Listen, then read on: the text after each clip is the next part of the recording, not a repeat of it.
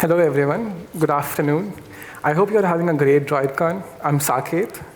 I work with a studio called Uncommon, far, far away in Bangalore, India.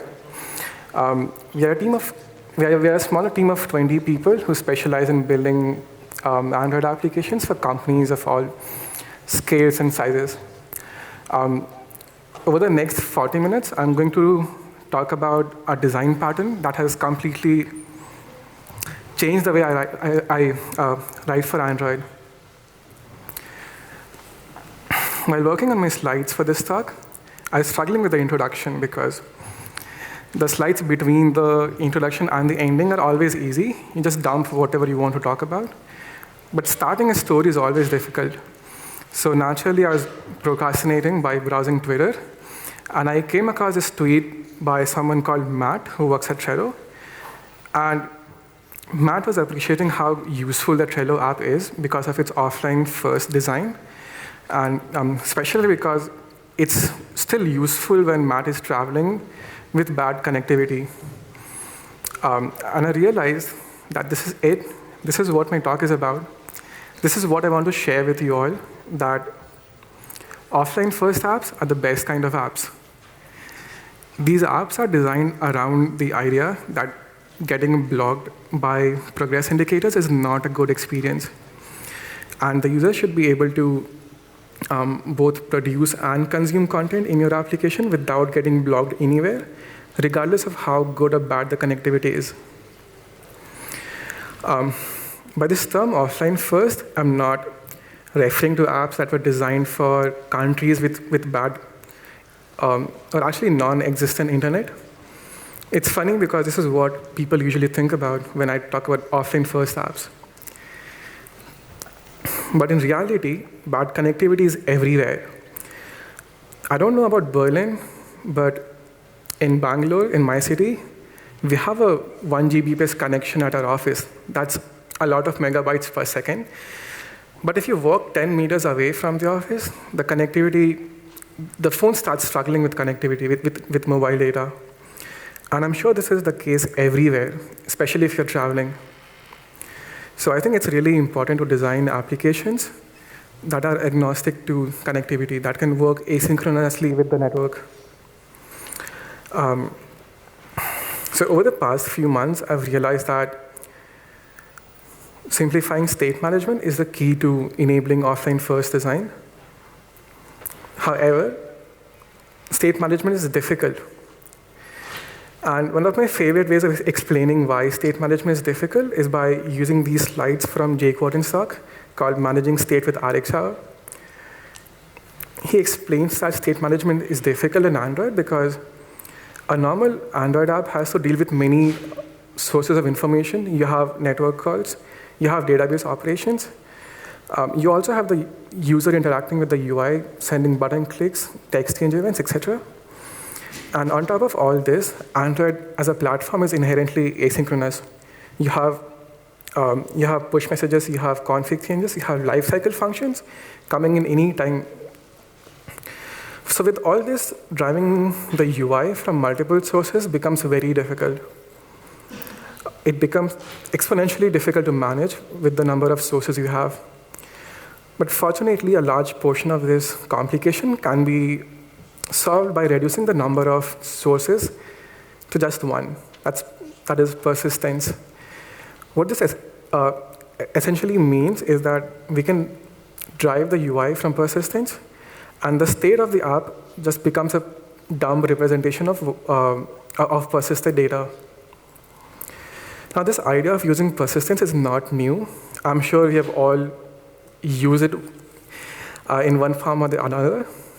But with this talk, I want to propose a cohesive form of these rough set of ideas called,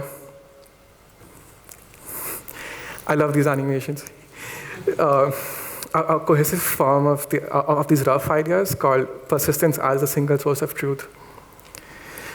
I'm going to use the term PSST because saying persistence as a single source of truth is too long. It takes a lot of time. Now, as I said in the beginning, this design has changed the way I write for Android, but I understand that you are not going to believe me without seeing any proofs. So I'm going to use this great advice by Chet Haas that you can make the audience believe anything if you show them some graphs. And I got graphs. This graph shows my productivity over time. As you can see, my productivity increased a lot in the beginning. It continued to increase exponentially, like a hockey stick curve. Strangely, the hockey stick curve never stopped. It kind of went back in time. Not sure why. Another graph showing my efficiency over time. More graphs. And more graphs. I see someone taking notes in the audience. I'm not sure what you're noting down. But simple to understand, right? So now that I've proved my point and you're going to believe whatever I'm going to say in the next 35 minutes, let's see a few examples to see how, to understand how persistence, PSST works. I've got 3 use cases as examples with me. We'll see how these use cases are commonly implemented. We'll see the problems associated with them. And we'll also see how PSST can simplify these problems. So as the first example, let's imagine we're building a login screen.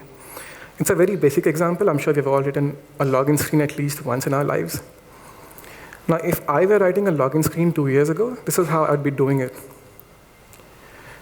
Where my code will first, or when the user types their username, password, and hits the submit button, this code will make the login API call. And when a response is received, it will save the token into database and then start the next activity in the visual hierarchy. In case the screen is getting destroyed by, say, an orientation change, we cancel our network call as soon as that happens. Now, there are 2 major problems here. The first problem is that our screen does not support orientation changes at all. The login call is canceled as soon as the screen is destroyed. And this is sort of understandable because unless you have a properly thought of architecture in place, it's difficult to support orientation changes seamlessly. And this is also why it's very common that the first thing we developers do when writing a new activity is open the manifest and disable orientation changes. The second problem is something that I see way too often, where applications open a new screen even when they're not in foreground. For example, a very common scenario is when the login call is taking too long to complete, so you decide to switch to some other application. But when the login call eventually succeeds, the app decides to open the next activity, even without checking if it's still in foreground. And this is very confusing because, hey, you're not sure why this activity is here. So by using persistence, by driving the UI from persistence, we can not only solve these problems, but we can also make the state management much easier. Let's refactor our code to behave that way. The first step is to stop communicating with the network layer directly and move the actual logic of making the login call to a separate class, say auth repository, that lives outside the screen's lifecycle. And for this screen, login becomes a fire and forget call. There's no subscription for the result happening here. The auth repository handles making the login call, and it also handles saving the response to database when the call succeeds. Back to the screen. Rather than directly communicating with the network layer, the screen instead listens to changes in database. In this class auth repository, it exposes a stream which emits every time there's a new session available in persistence. By the way, I'm using RxJava here, and although I understand that not everyone in this audience might be using RxJava, I still think that my code is pretty straightforward to understand, so there should be nothing confusing regardless of whether or not you're using RxJava. So when the screen is starting for the first time, and we subscribe to user session function inside onStart, we receive a value from auth repository saying that there is no session available right now. When the submit button is clicked eventually, the repository will send an in-flight status where we show a progress indicator to the user. And when that call eventually succeeds, we can open the next activity or the next fragment, whatever. We'll also cancel the network call as soon as onStop is received. If the screen is resumed later, we restart a subscription to auth repository. And now this gives us a huge advantage because the UI only works while it's in foreground. As soon as onStop is called, we dispose the Rx chain, and the UI suspends itself. So the next activity will only open if the app is still in foreground. And the network call can still continue to go in background. As a next use case, let's imagine we have a list of submissions on Reddit. And when a submission is clicked, we want to show its details, its comments in a new screen. Now again, if I were writing this app 2 years ago, the first thing I would do is serialize the clicked submission and pass it to the comment screen. The comment screen will deserialize the received object and dump it on the UI. Let's also imagine that the user can also vote on submissions. The obviously wrong way to handle vote clicks would be to show a blocking progress dialog immediately, then make the actual network call. And when the call succeeds and a response is received, we hide the dialog, we hide the progress dialog, update the UI, and then save the new values in database. The most obvious problem we see here is that the UI is being driven from multiple sources of truth. This is not good. First, we update the UI from onCreate, from values received from the caller. And then second, we update the UI when a vote button is clicked. When the UI is driven from multiple sources of information, we need to somehow synchronize these calls together to avoid staleness of UI. And this becomes very complex. The second problem is that we are also forced to save state manually. This is a manual labor because every time the screen is getting destroyed, we have to somehow save the state. And then when the screen is starting again, we have to check for both the restored data and the data being sent from the caller, and then decide which one to show. So I think a much better way of doing this would be to avoid passing the entire, whoops, I accidentally pressed the escape button. Yeah. So a much better way of doing this would be to avoid passing the entire object around. And instead, we only pass the ID. Similarly, the next screen, the comment screen, uses this ID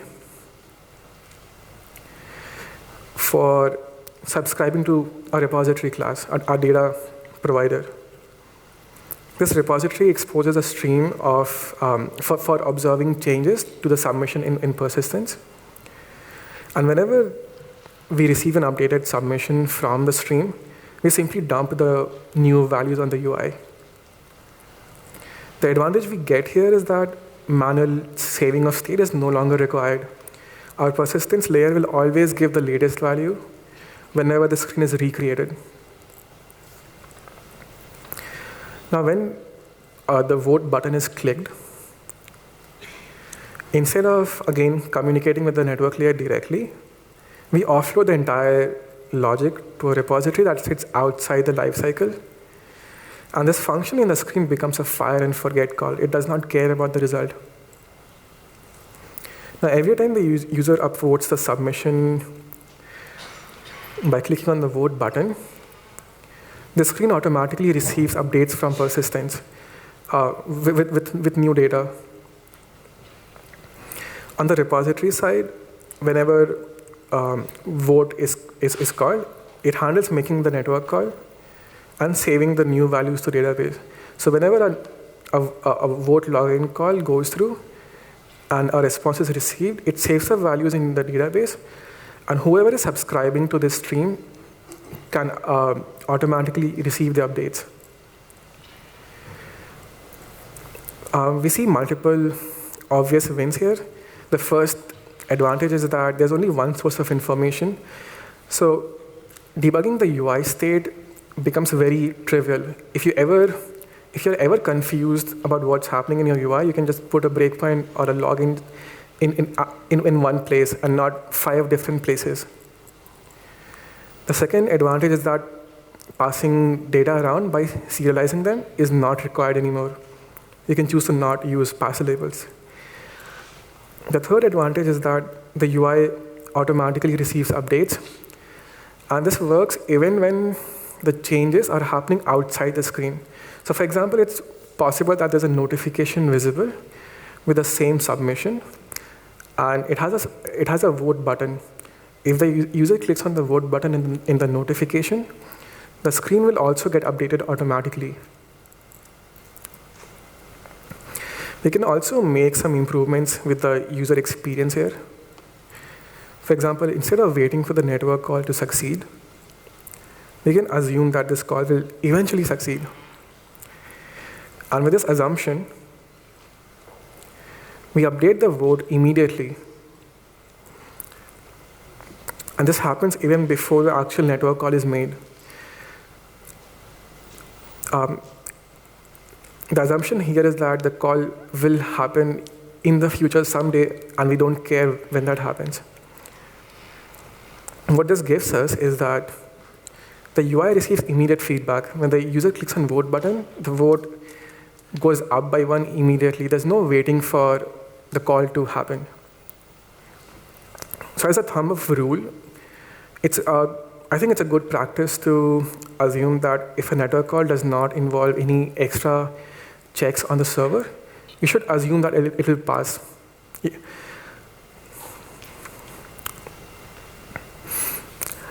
This brings us to the next use case, the comment screen. So let's imagine that we have a comment screen where the user can post messages. It's something that we regularly do, post updates to social media. And I'm going to show you how some very popular applications handle this. I've got 3 applications here. The first app is Relay for Reddit. Second app is Sync for Reddit. And the third app is Flamingo for Twitter. I'll start with Relay. Relay is a quite nicely designed application for Reddit, but its commenting experience is my least favorite part of it. I have a video here. I'm hoping it's visible. When you compose a new comment, Relay shows a blocking progress dialog. So you're forced to wait until the call goes through. And in case you tap outside, which is possible, it will cancel the network call. And on top of all this, the network dialog is not retained across config changes. So if you happen to accidentally trigger an orientation change, which is common, say you are lying on your bed and watching cat videos, it will happen. And when that happens, the dialog is gone. Another very popular app, Sync for Reddit, is slightly better than Relay. I think the font size is too small, but I'm just typing some words and posting a reply. When you post a reply in Sync, it does not show any blocking progress dialog. I don't know if you can see it, there's a toast message at the bottom. Sync only shows toast messages for communicating progress, but it does not block you from using the application while the call is ongoing. So that's slightly better. It's acceptable, but not the best possible way.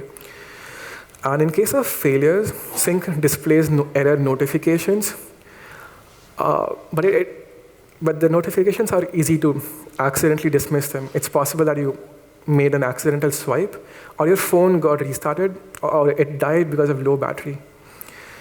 And this is very dangerous. You should never lose the user's progress. The third app is one of my favorites app on Android. It's called Flamingo by Sam Ruston. I hope I pronounced his name right. Flamingo is kind of similar to Reddit. It's kind of similar to Sync. When you post a tweet, it shows a notification for communicating progress and failures. And unlike Sync, it actually saves your failed tweets to drafts. So you can always access them later. They're not lost ever. This is not very seamless, but it's still acceptable because you're not blocked from browsing Twitter while your tweet is being posted. But I think there's a lot of room for improvements here. I think that a much better experience for the user is to remove the notion of the network entirely. The user does not have to care or should not care about the network at all. So here's the same Reddit post in a side project I've been working on. When you compose a new reply and hit the send button, the comment shows up immediately on the UI. So you don't care if the call has been made or will be made. The notion of waiting on the network to see your progress, to see your comment is gone entirely. And I think this is much better because you don't have to wait at all. And since everything gets saved to database first, you never lose the user's progress, even in case the API call fails. The interesting part of this is that it's not even difficult to create this. Let's see how easy this is using persistence. So in the comment screen, we subscribe to changes in submission from the database. And whenever we receive a new update from database, we update the UI accordingly. Next, when the user enters a new comment and hits the send button, we offload the entire logic of making the reply API call to a separate class that sits outside the lifecycle. And this class called submission repository, it handles making the network call for posting this reply. If a success response is received, it saves the status of this comment as saved, as synced. And in case a network error is encountered, we save the status as failed. But before we even make this network call, the first thing we do is save the comment as in flight so that the UI is updated immediately.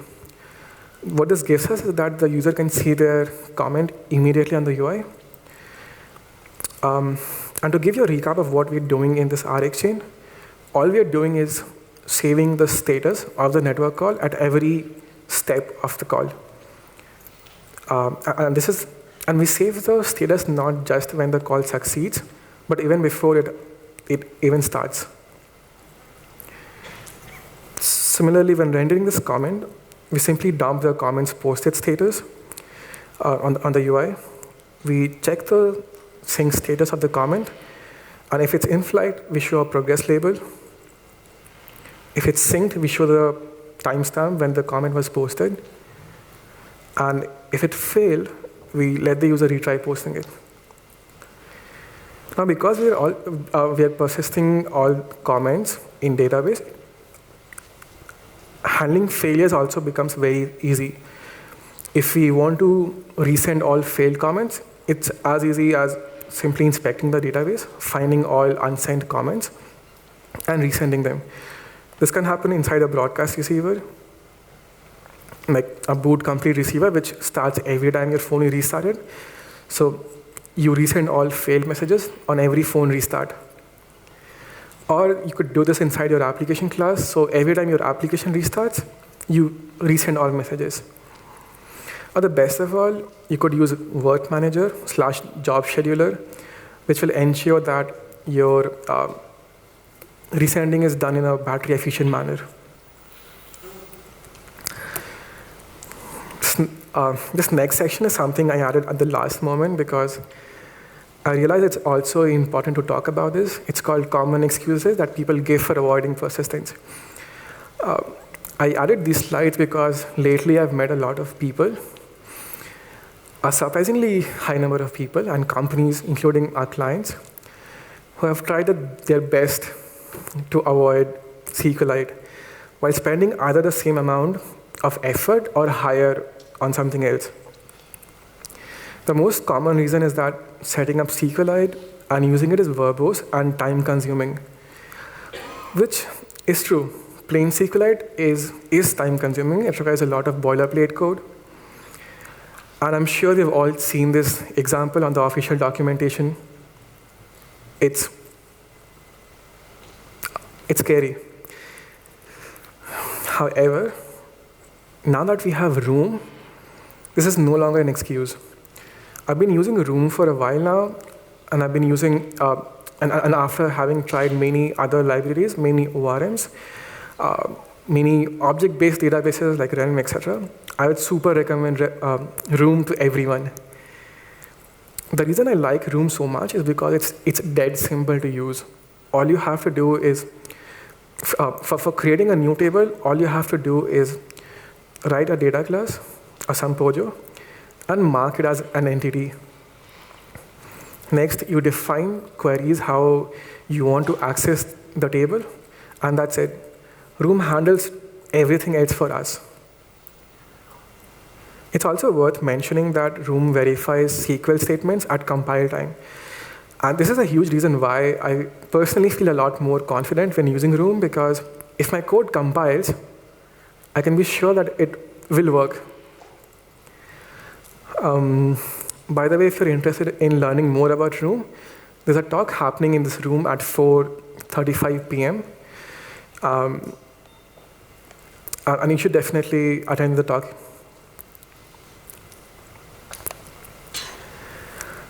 The second reason people claim to avoid SQLite is because they think that reading from SQLite is slow, or reading from disk in general is slow.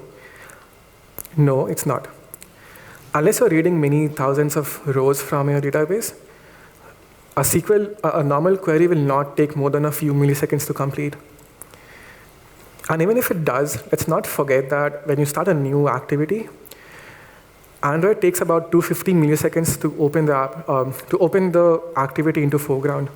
So even if your database calls are slow, they will still be done.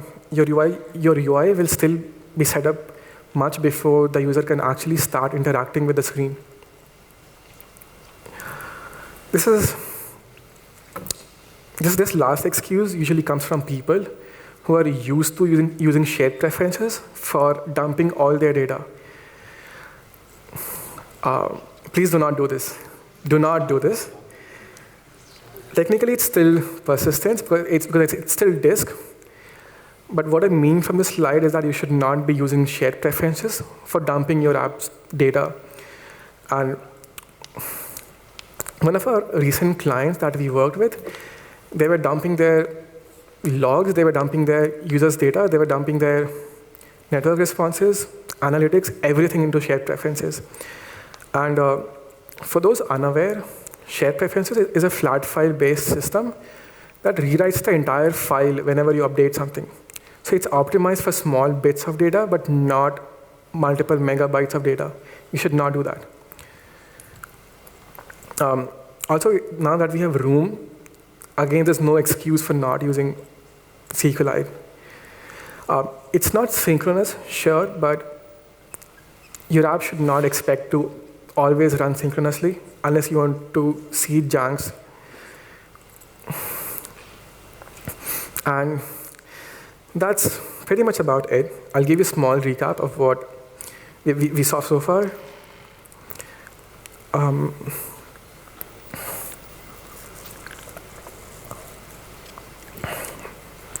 The most obvious advantage that we see with persistence is that our state becomes a dumb representation of persisted data.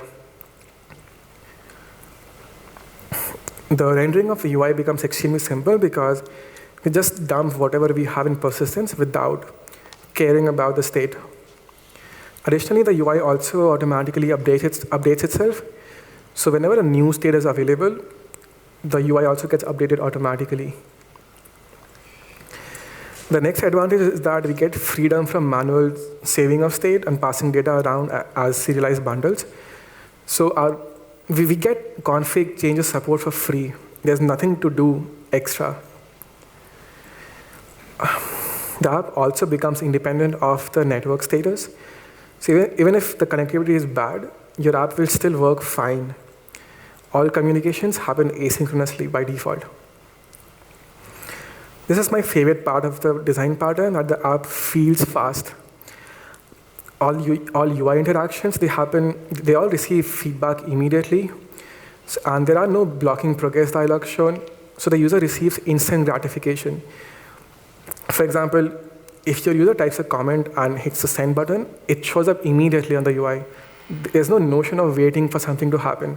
So the perceived speed of your application, it feels faster, even if it's doing the same job.